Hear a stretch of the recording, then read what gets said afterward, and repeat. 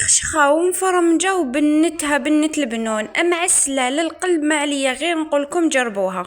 بيتزا كاري بسوس بلونش بنة رهيبة، ما عليا غير نقولك ديري حفظ الله فيديو تحتاجيه ونروح لكيفية التحضير.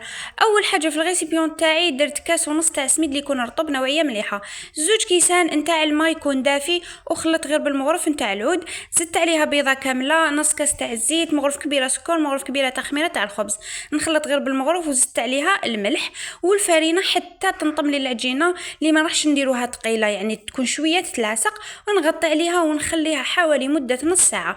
من جهه اخرى راح نخدموا الصلصه تاعنا اللي درت زوج كيسان تاع حليب، 3 مغارف كبار نتاع نشا كيما راكم تشوفوا، وخلطها فوق النار حتى تثقل معنا، زدت عليها اي فخوماج يكون عندكم غابي، وانا درت مكعبات ويكون رابي، فلفل كحل والملح على حسب البنه، نعاود نخلطها فوق الفرن حتى يذوب لي كلش والصلصه راهي واجده. فتحت العجينه تاعي وثقبتها هكذا في السنيويه كيما راكم تشوفوا باش طيب لنا مليح، ورميت هذيك الصلصه اللي تجي بنه على بنه. دونك راح نفتحها غير بسباتول هكذا كيما راكم تشوفوا، ومن الفوق ديروا واش حبيتوا. دونك انا درت الطون تاع الزيت وزدت عليها فروماج غابي، اي فرماج عندكم تاع بيتزا تاع غودا، واستمتعوا لي بالبنه. ادوتر فيديو مع وصفه جديده.